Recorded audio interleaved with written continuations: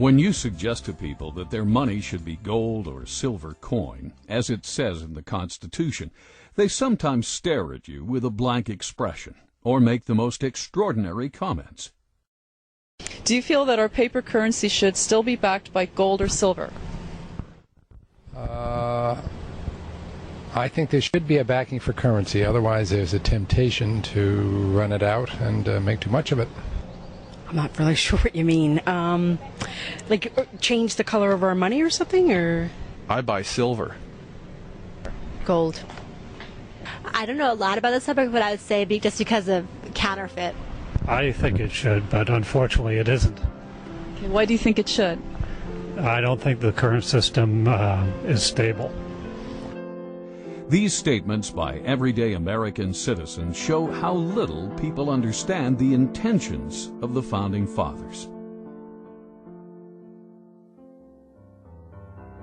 As the Constitution itself says, it is the supreme law of the land.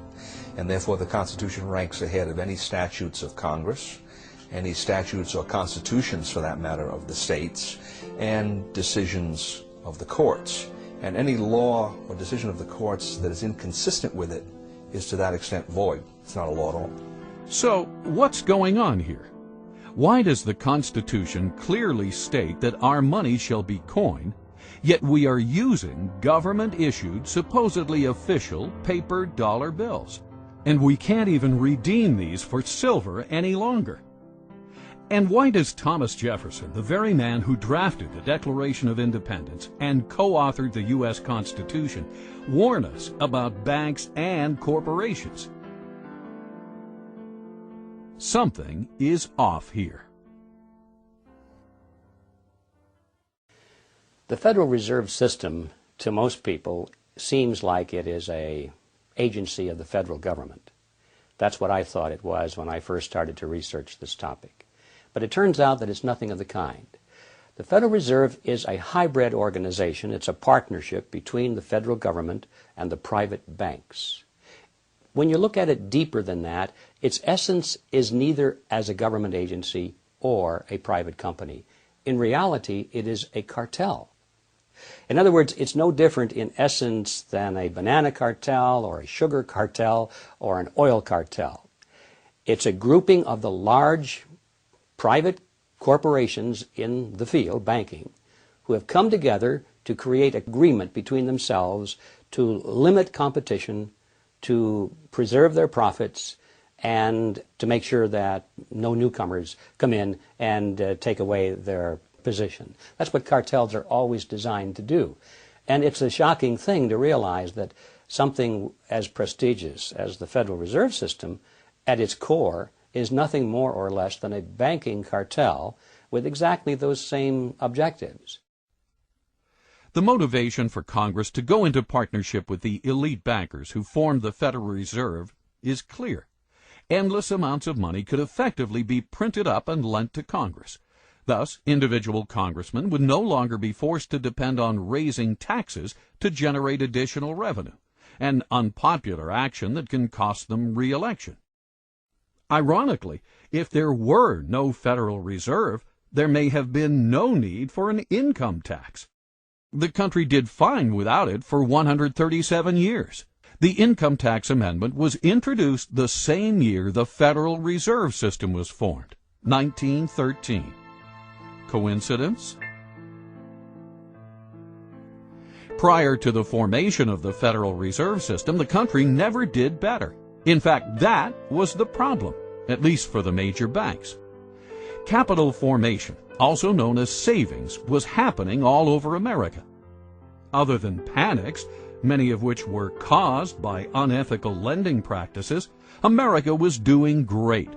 So much so, the big New York banks were losing business. But why isn't the mainstream media telling us this story? What would motivate them to refrain from a critical interpretation of banking history and the Federal Reserve System, especially today, when they broadcast critical, even intimate reports on every other aspect of life? I consider the Federal Reserve Act and the creation of the Federal Reserve as being unconstitutional. It gave the government then the power to create legal tender out of thin air, that is, to create paper money. And although they didn't do that overnight, between 1913 and 1971, that is exactly what happened.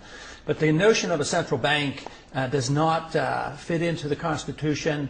The Congress has the authority to coin money, and only gold and silver should be legal tender.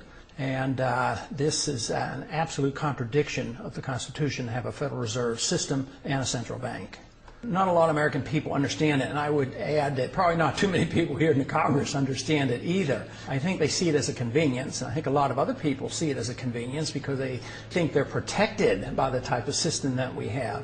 But a fiat monetary system or a paper money system is merely a system where the government has this power and authority to dictate and insist that a piece of paper is legal tender. And even members of the banking committee have come up to me and they said, "You mean our dollar isn't backed by gold anymore?" Not realizing that the Federal Reserve really accommodates big government bureaucrats and politicians. There's another major problem with the system, in that the system is a cartel structure, which means that they've taken all the banks in the country and put them into one economic unit that's essentially regulated from the top by the Board of Governors of the Federal Reserve System. Comes 1932-33, you had the crash. The Roosevelt administration came in. One of the first important pieces of legislation that was passed was the National Industrial Recovery Act of 1933. And the National Industrial Recovery Act of 1933 did for all industries in the economy the same thing that the Federal Reserve System did for the banks in 1913. It created a cartel structure. All the steel producers were in one group, poultry people were in another group, mining people were in another group, and on top of this whole thing was something that looked like the Board of Governors called the National Recovery Administration. The National Industrial Recovery Act was challenged as to its constitutionality, and a case went to the Supreme Court in 1935, the Schechter poultry case. And the Supreme Court unanimously declared it unconstitutional. They said this kind of delegation of power by Congress to private parties is, and this is an exact quote, unknown to our law, unquote. You couldn't find it anywhere by any method of interpretation, simply unknown. Well, the difference between the National Industrial Recovery Act and the Federal Reserve Act is essentially zero. The peculiarity here is that the Federal Reserve Act has never gotten that question to the Supreme Court. Let's take a second look at the words of Thomas Jefferson. A deeper look at exactly who owns and operates the private banks known as the Federal Reserve System, and what their mission statement might be. The banks and corporations that will grow up around them will deprive the people of all their prosperity. Interesting that Jefferson not only mentions the banks that will grow up, but the corporations as well. Bear in mind that each one of the Federal Reserve Banks is basically a private corporation. Neither you and I, the people, nor the federal government, for that matter, own these corporations, these so-called banks.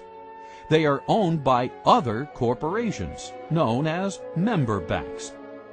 The Fed was formed not in Washington, D.C., not in the halls of Congress or some meeting room, but it was formed on a private island off the coast of Georgia called Jekyll Island. This island in those days was a club. They called the Jekyll Island Club. And its members were a relatively small group of billionaires from New York, people like J.P. Morgan and William Rockefeller and their business associates.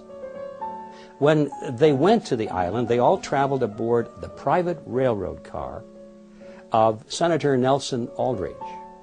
This was November of 1910, and he and 6 other men were told they mustn't be seen together, they couldn't dine together on that evening, and they must avoid newspaper reporters at all costs. One of them carried a shotgun. Just in case he had been confronted by a reporter, he was prepared to tell them that he was going on a duck hunting trip. When they got on board this railroad car, they were told not to address each other by last names, first names only. And 2 of them even went further and they adopted code names. They were concerned that the identities of all of these 7 men might be known to the servants on board the car, and that the servants might talk about it. And in that fashion, the word would get out. Even when they got to the island and went to the clubhouse, they had replaced all of the normal servants with new servants who didn't know any of these people. And they created the Federal Reserve under those kinds of conditions of great secrecy. I can assure you that very few wars of history have ever been plotted under conditions of greater secrecy than that. According to accidental releases of Fed stockholder information, as of 11:05 a.m., Tuesday, July 26, 1983, 5 member banks own 53% of the stock in the Federal Reserve Bank of New York, the most major of the 12 Federal Reserve banks around the country. This is a controlling interest in the controlling bank. The major stockholders of this major bank, however, are confidential. No one, not even the government or the President of the United States, knows who they are, nor can they find out. We all began to lose track of this ownership on Tuesday, the 26th of July, 1983. Only a small group of elite insiders knows who these owners or controlling agents are in present time. Does this sound like a Thomas Jefferson operation? Does this so-called Federal Reserve System sound like something Ben Franklin, the man who invented the pot-bellied stove and co-authored the Constitution, would set up? Or does this system sound more like something George Orwell would write about in his nightmare book, 1984?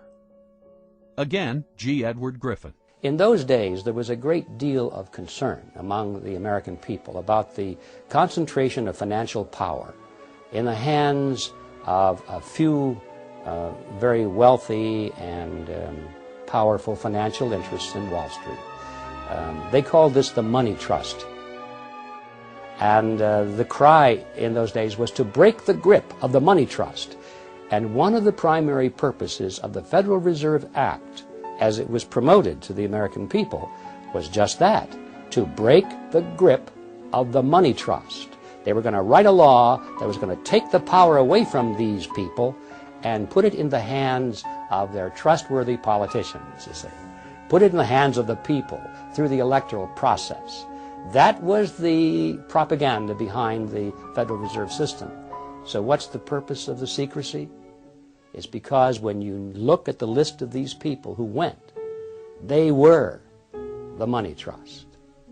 They were the representatives of the banks, of J.P. Morgan, the Rockefellers. They represented Kuhn Loeb and Company, Warburgs in Germany and the Netherlands, and the Rothschilds in England. This was the money trust, not only of the United States, but of the world. Had that fact been known, who these people were that were drafting the Federal Reserve System, the trick would have been exposed, and the public never would have adopted the Federal Reserve Act as, in fact, they did. When you think about the significance of the Federal Reserve Act being passed under those conditions, the American people didn't know, but it was the banking interests that were behind it. Powerful banking interests, because they wanted their assets protected. They wanted the Federal Reserve to be the lender of last resort. So if they had been loaning out and risking the money, and these loans go bad, instead of having the market take care of this, they wanted bailed out. And this is why it was a tremendous popular thing to do for the banks and, of course, the big business people who were borrowing the money. So it was very, very special interest directed, and it was designed for the elite. And even today, a lot of people don't quite understand that. So it's an educational job as well outside of Washington, but hopefully someday people here in Washington, especially the members of the Banking Committee, will gain some interest in this subject, because ultimately we will have to address it. Where does Congress get most of its funding? I would like to say from us, but I'm sure they have foreign investors that they also get their money from. Okay. Taxes. People? Government?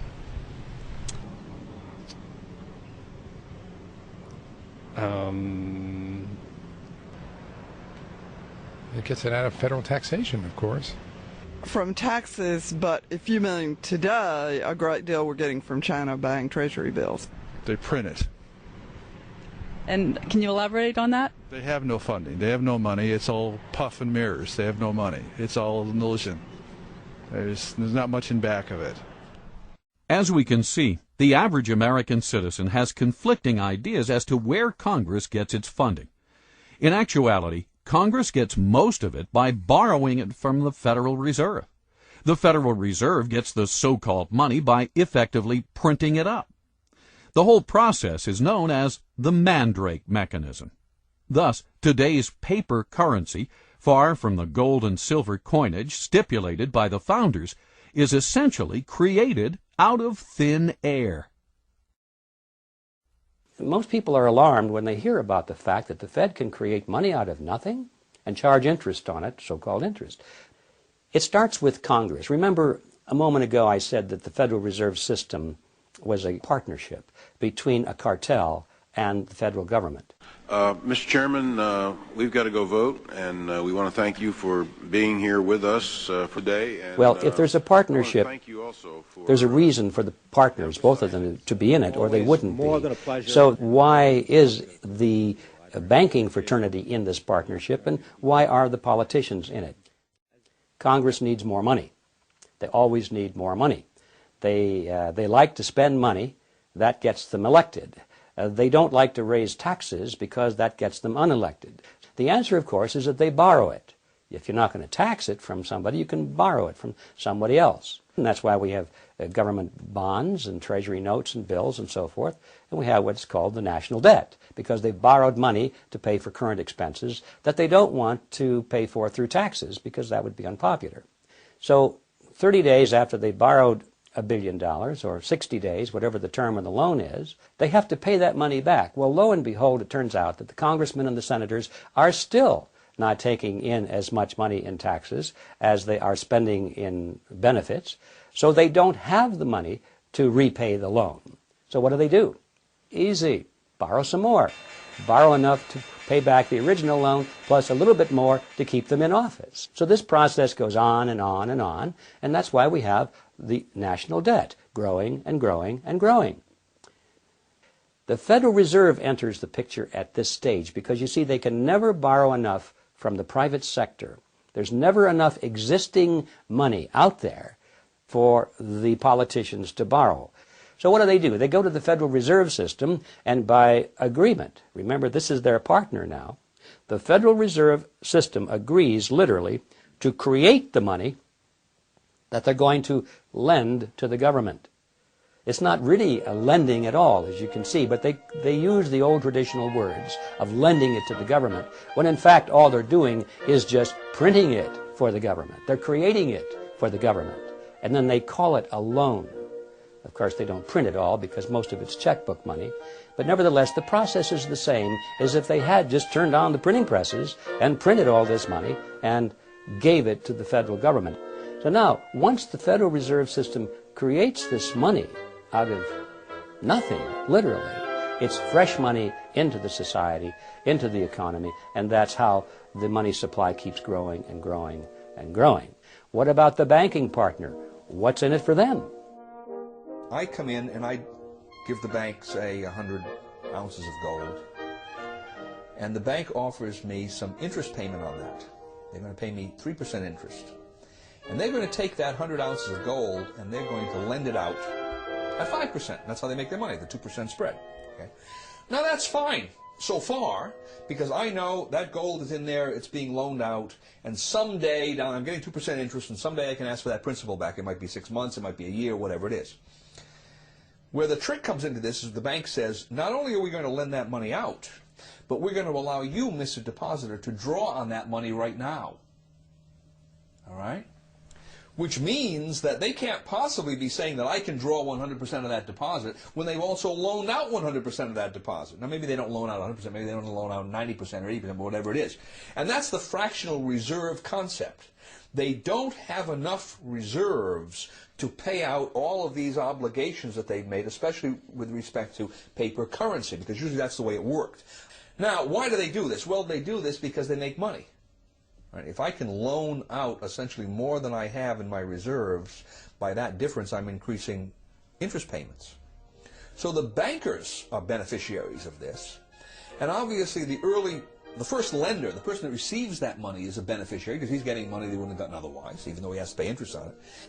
But then what happens down the line? This is the fascinating part about it. The market has set prices and wages on the basis of what it believes is the total amount of money that's in circulation.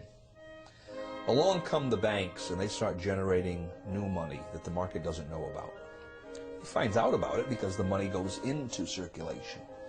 So I'm the first user of this money. I've just received the loan from the bank. I'm going to go out and buy cement with it. And when I buy cement with it, cement is at the original market price. Now, as that money starts percolating into society, the market realizes there's more money than there was before. More money chasing the same amount of goods means the prices of goods go up, right? So eventually, somewhere down the line, that same cement that I just bought for $5 a pound is going to cost someone else $6 a pound.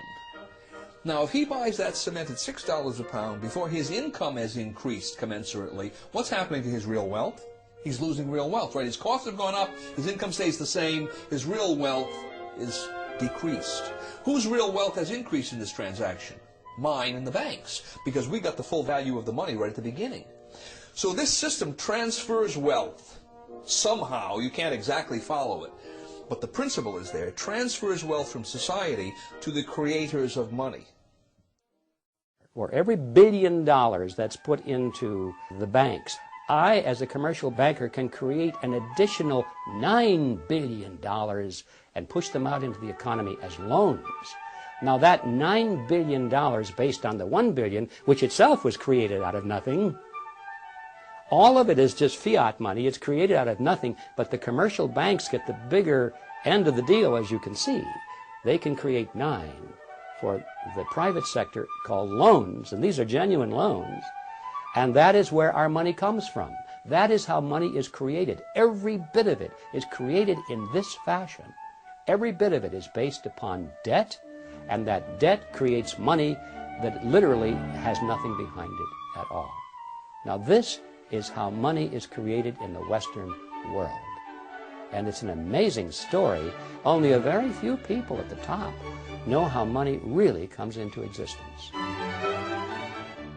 Best estimates say that a network of about 7,000 people, mostly located in large urban areas worldwide, facilitate the acquisition and control of the voting stock of these banks by proxy. The marching orders as to where literally hundreds of trillions of dollars of monetary power will be directed are believed to be given by the 7,000 on instructions from an insider control group we estimate to number about 300. Of the 300, many are related to one another by blood, marriage, and business ties, and, it would seem, have family ties to the original robber barons of the Industrial Revolution at the turn of the 19th century. More importantly, however, most of the 7,000 involved in this group may be largely unaware of their negative effects on society. They may sincerely, but naively, believe they are simply doing good. Nevertheless, now talking about the 300 who form the inner controlling body, we estimate that about 50 of this group are anything but naive. Thus, having successfully established the ultimate money-making machine, the Federal Reserve System, this nefarious cartel of tyrants is in a position to literally acquire control over the assets of the world, deprive the people of all their prosperity, as Thomas Jefferson would say. This is the calculus of the situation, and this is exactly what they are doing, with a little help from their virtuous but ignorant servants in Congress, as John Adams might say. Yes, the Founding Fathers must surely be rolling over in their graves. The original intent of the Constitution is spelled out quite clearly, not only in the document, but in the immediate history that surrounds its formation. Now, Article 1, Section 10, Clause 1 limits the powers of the states. It says, no state shall coin money. States had coined money. stops them from doing it. No state shall emit bills of credit. Now that's one of those peculiar words. If you were living in that time, you knew what it meant. It meant essentially what we call paper money. No state shall emit bills of credit, which means that a state itself cannot create paper money, and then it can't do it indirectly by setting up some kind of a bank that's controlled by the state. Third provision in that clause is, no state shall make anything but gold and silver coin a tender in payment of debts. And notice the language, no state shall make anything but gold and silver coin, meaning states can and should make gold and silver coin a tender in payment of debts. But the historical background shows absolutely clearly that paper money was not going to be allowed at the national level or the state level. And the very interesting point here is that the same people who wrote the Constitution had been to a large extent in control of the states and of the Congress under the Articles of Confederation during the War of Independence. These people had emitted large amounts of paper money. The states did it, Congress did it. When that Congress did it, it was called the continental currency, and most people are familiar with the phrase not worth a continental. Paper money depreciated so radically in value that it was essentially worthless. Those same people looked back at what they had done only a few years earlier and said, we're not going to do this anymore. The inflation isn't rising prices. The inflation is the government's program of increasing the supply of money, which devalues the currency, and that causes the prices to go up. Inflation, that is the destruction of money, eventually wipes out the middle class. The best example in the 20th century being what we saw happen in Germany. As the runaway inflation came, the middle class got wiped out. In the early stages, of course, somebody benefited. Eventually it hurts everybody. But in this country right now, we have constant insidious inflation. So there's a transfer of wealth from the poor and the middle class to the wealthy. But because it affects the business cycle and causes prices to go up in general, who suffers the most? The people who can afford it the least. That people on fixed incomes, low middle income people, poor people. I think it especially hits hard low middle income people who are trying to make it on their own and won't go on the dole, because their prices go up more and they're the first ones to lose their job when the business cycle turns down. The Federal Reserve, by increasing the credit, creates the boom part of the cycle, but then there's always the resulting downturn of the cycle when unemployment rises.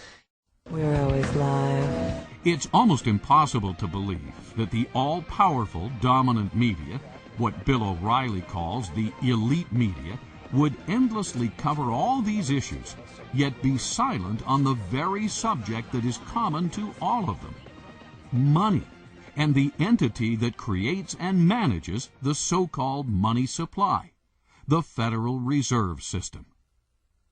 Why is this? One can never watch enough television.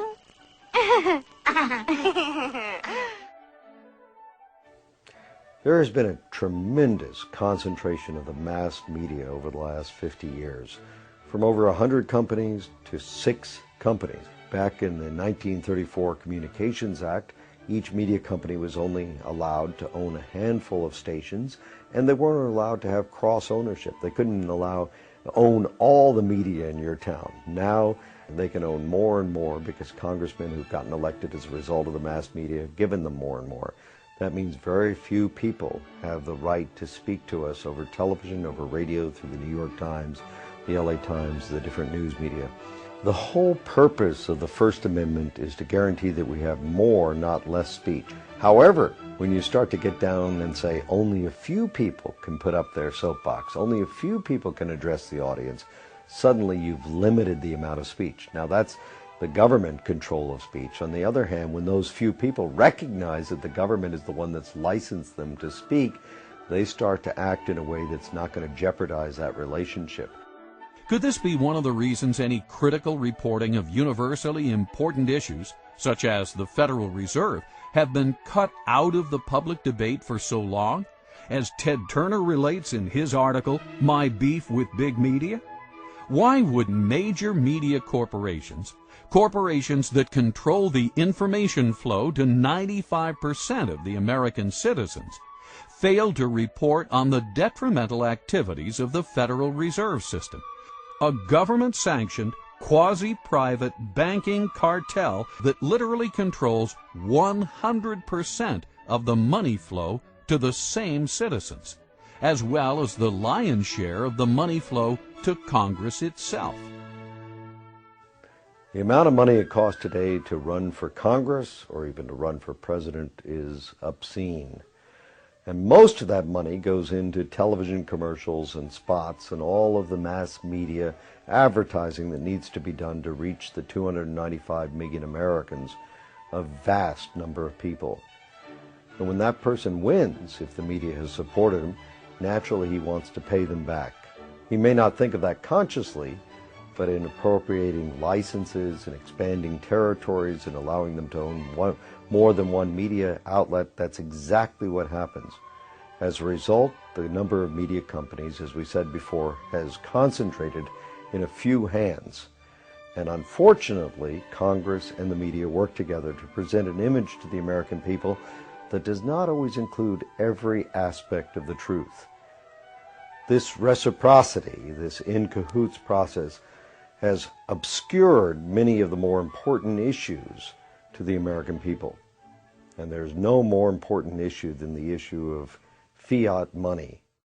When you give men the power to create money out of nothing, you shouldn't be surprised if they turn around and create money out of nothing, because that's what they're supposed to do. Now, the underlying philosophy is that, well, we'll be very conservative about it. We won't run rampant. We won't abuse this power, would we? So we give them blindly this power to create money out of nothing because we trust them to use this power wisely.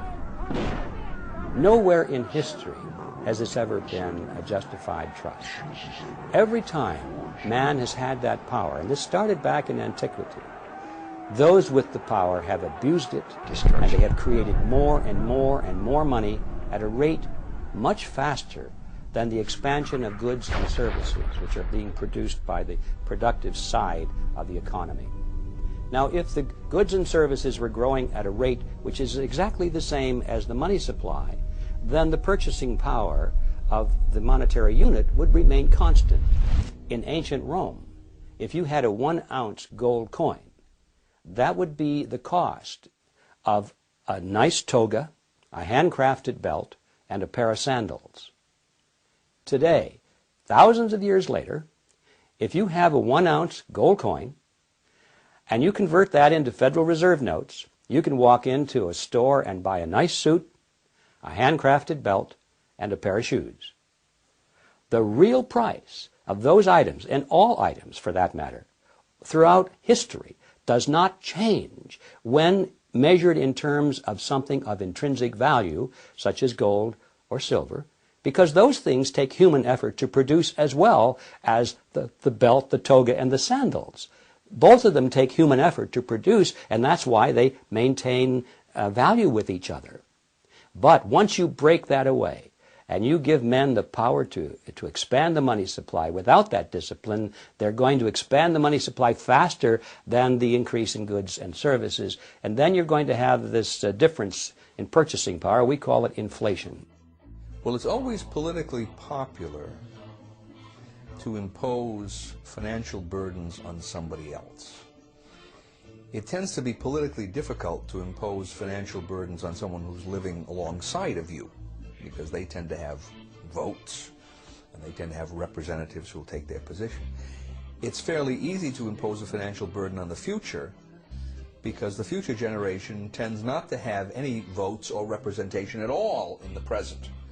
As soon as you start talking about monetization of debt, where the banks come in and now buy governmental debt with new money that the banks have created through this special privilege they have of creating money in the Federal Reserve System, the redistribution of wealth that takes place through that process, most people don't understand. It happens through depreciation of currency, and the depreciation of currency usually leads to increases in prices, which the average person calls inflation. Inflation is really the increase in the money supply. The prices increase as a consequence of that. But the average person doesn't understand how this happens. And he's going to blame gold speculators in Switzerland. He's going to blame greedy unions. He's going to blame price gouging business. He's going to blame everybody but Congress and the banking system. So it's easy politically, through monetization of debt, to expand borrowing beyond prudent levels. Now, why is that tyrannous? Well, at a certain level, it's tyrannous. The definition of tyranny is the exercise of a power that no one should be allowed to exercise. Okay? And it's tyrannous because no one should be allowed to exercise a power that puts burdens on people that are not allowed an opportunity to be heard, an opportunity to vote, an opportunity to have some kind of a say. Right? Granted, to some extent, you're going to have to do that in the nature of government as long as you have borrowing, but beyond a certain point, it becomes tyrannous. And it's beyond that point that the present system allows our political structure to move too easily. How much, take for instance, how much is the purchasing power of Federal Reserve notes lost since World War II? About 90%. You think that hasn't had some consequence in terms of redistribution of wealth, in terms of the way the economy has developed? Of course it has. The average person doesn't see it. He can't follow the lines of cause and effect, but it's there, and his life is quite a bit different from what it would have been if that hadn't occurred. Purchasing power, monetization of debt, inflation. What do we mean by all these terms? Terms we may have heard many times, but still fail to connect the dots. Are you confused? If so, you're not alone. Inflation, I think, is a bad word because really we think of inflation as rising prices. But in reality, what's happening, prices are not going up. It's that the value of the dollar or the monetary unit is going down. That's what's really happening if we understand the process. And it's a tax, therefore. Our lost purchasing power, what we have to pay more for a bag of groceries today than we did 5 years ago, comes out of our pocket, comes out of our earning capacity. That is value which we should have, but it's been taken from us through a process that we call inflation, but in reality it's a hidden tax. Inflation is the result of being able to create money out of nothing, and that is the power we have given to the Federal Reserve System. Therefore, we can say that the Federal Reserve System is the agency of a hidden tax called inflation. Since the early 1900s, almost no one talks about the country's banking system anymore. What happened? There was a shooting, then there was nothing. Yet our money, like water, is one of the most important commodities we have. More than that, the quality of our money affects the productivity of every man, woman, and company in America. As time goes on, people figure out better ways of doing things, better ways of making products, cheaper and faster. For instance, one farmer can now grow food for thousands of people, whereas he used to be able to feed only his family. Thus, everything should be getting cheaper, because the supply of everything has been growing faster than the demand. This is true even though the population has been growing as well. Unfortunately, this is not what we observed. With the exception of a few industries, like the computer industry, and products we import from places like China, it seems that almost everything is getting more expensive, but oftentimes cheaper in quality. How can this be? Over the decades, the productive energy of society seems to be getting siphoned off.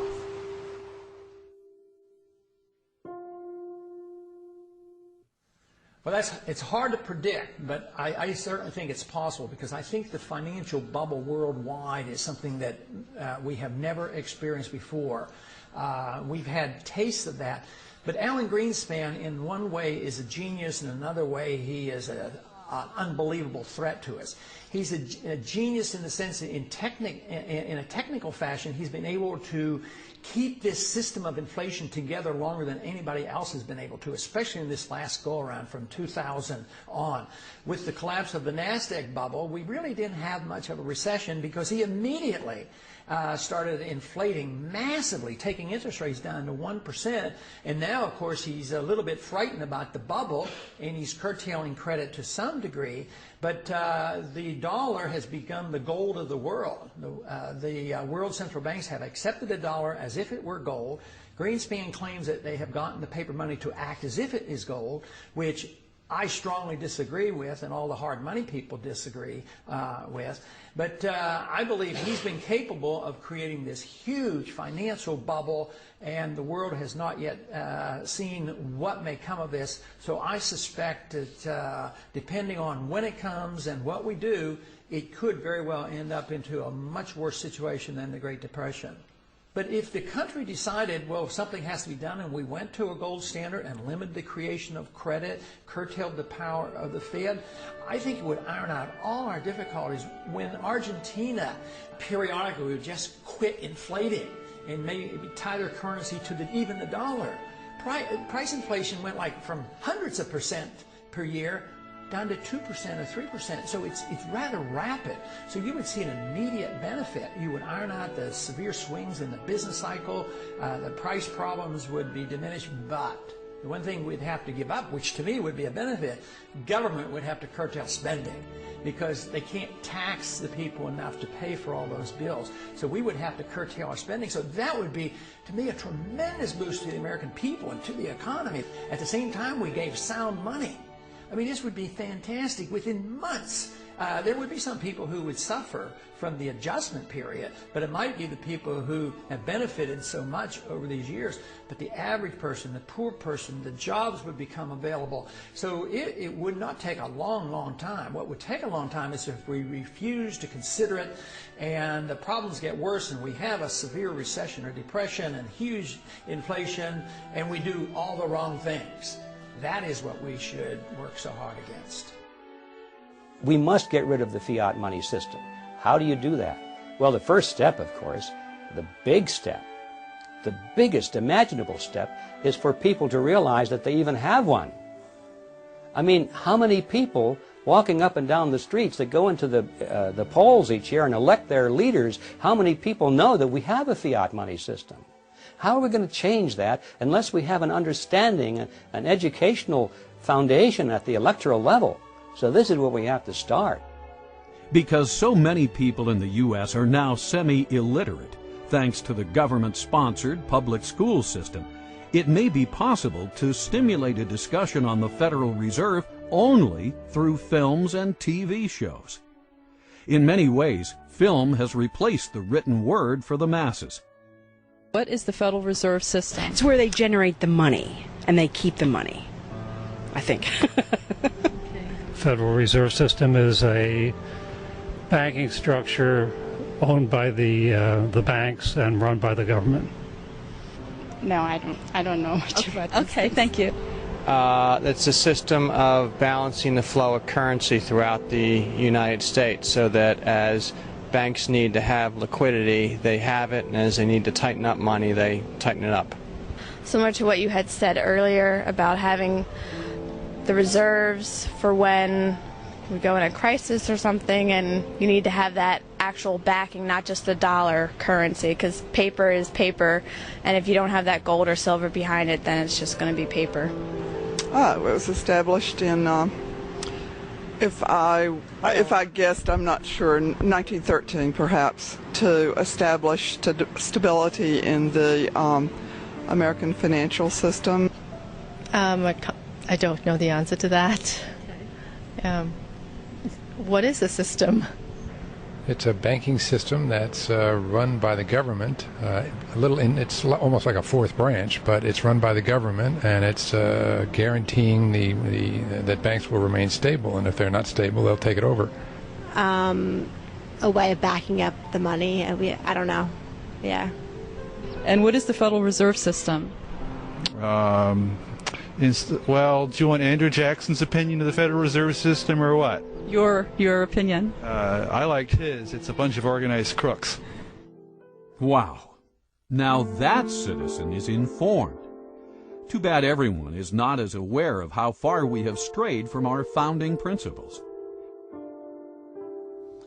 Well, the major problem you have not only with the Federal Reserve System, but with any statutory structure that's unconstitutional, is it doesn't square with what's called the Supremacy Clause. The Constitution, which has the Constitution and laws passed in pursuance thereof, that is, constitutional laws are the supreme law of the land. So obviously you have a statute that doesn't square with the Constitution, it's void. It is not a law, in fact.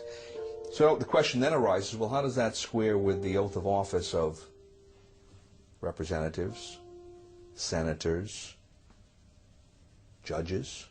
And the answer is it doesn't. That when they come face to face with a statute that is in contradiction of the Constitution, they are to treat the Constitution as the supreme law and treat that statute as void. So that's number one. Here we have a system, the Federal Reserve System, that has all of these constitutional problems, and everyone is essentially looking in the opposite direction. So that doesn't square with the oath of office. And one would think that the president, being the head of the executive department, in which we find the Treasury, Department of Treasury, right, which interacts quite closely with the Federal Reserve, might have something direct to say about that. And then, of course, the president has a specific constitutional duty to take care that the laws be faithfully executed, and the supreme law of the land is the Constitution. So you would expect, on top of all of this, that he would be saying, wait a minute, if the Constitution doesn't square with the Federal Reserve Act in one or more ways, then I should be giving directives to the Secretary of the Treasury to take certain kinds of action to deal with that. And, of course, we see exactly the opposite. We see the Federal Reserve people, usually the chairman of the Federal Reserve comes to Congress, and he tells Congress directly, and usually tells the president at least indirectly, here's how monetary policy is going to be implemented. So the Federal Reserve is the tail that's wagging the dog when we have all of these questions that it may not be legitimate at all in whole or in part.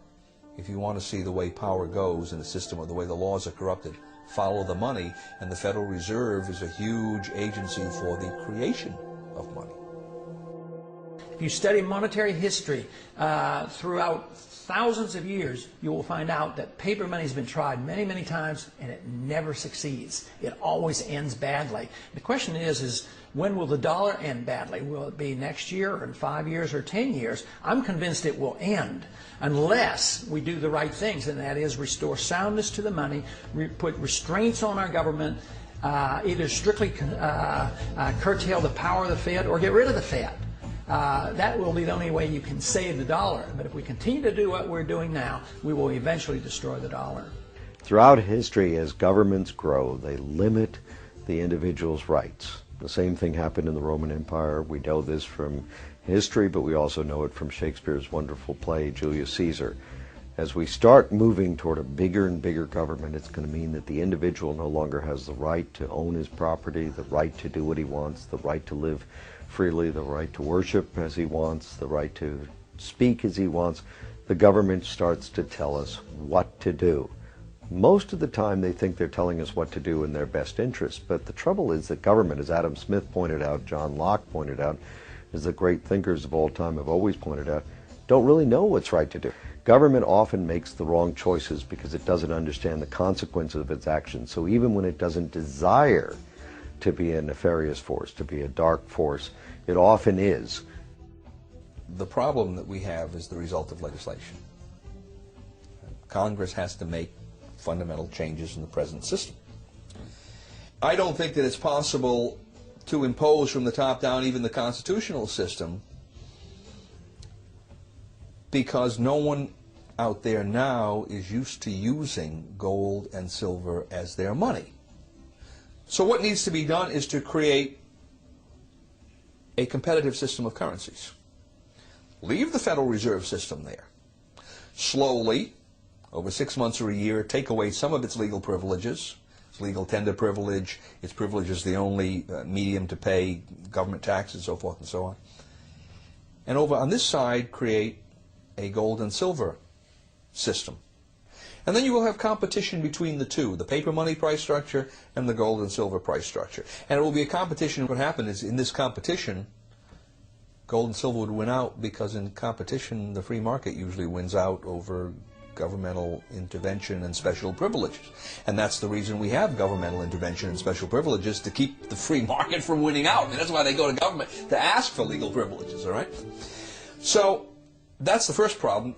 Now, the second problem is I don't see that happening through Congress, because there are just too many loggerheads in Congress to get the thing started.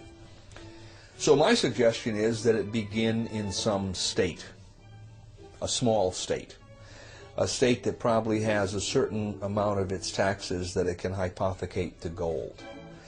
And if the system worked and more people were asking, then the state could expand the areas of taxation and bring more people into it. And eventually you would, if it worked, you would see the whole state, the state's monetary system, the government, state government, would be on a gold system. And then I would think as well you'd begin to see that spreading into the economy. Now, if that were to happen, then I think other states would look at this and say, well, that makes sense. Let's begin to move in that direction. You could look at it essentially as a monetary insurance policy. They don't have to go beyond 10%, but 10% gold holding is perfectly prudent.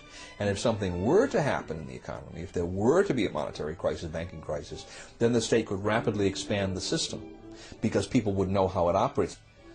But the idea is to get the mechanism, as it were, on the table so that people can see how it works, why it works, what its benefits are.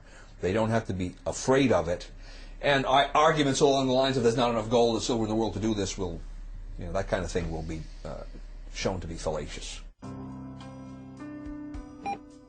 Concerned citizens should be asking themselves questions like, why do you feel like you're on a treadmill that's constantly running faster? Hey. Why does it now take a two-income family to make ends meet, thus preempting women from their traditional role of providing stay-at-home childcare? Why do we see a never-ending expansion of government, even though our elected officials endlessly promise to reduce it? Where does the government get the funds to wage perpetual war, yet fails to provide the basic protection citizens needed on September 11th? Why do rich people seem to be getting richer, while you and all your friends seem to be hardly making ends meet? Why does a first-class stamp now cost you nearly 40 cents when it used to cost only 5 cents? Should a 90% loss of purchasing power be tolerated? Where does it end? It's easy to see where we're headed. You don't have to be a rocket scientist. If you follow a graph, and you can see that there are points on this graph and they're going constantly in one direction, and they've been doing this for 50 years, you don't have to be a rocket scientist to see where it's headed. Where this graph is headed is for total destruction of our monetary system. Our money will be totally worthless, and it'll probably be reissued in the form of some international currency, which will be equally worthless. But the value to these people is that once it's on an international basis, there's nowhere else to go.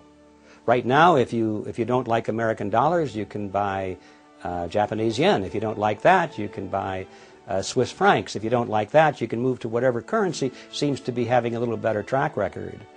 Once there's an international monetary system in place, modeled completely and exactly after the Federal Reserve System, it's exactly the same, then there's no place else to go, folks. You've had it.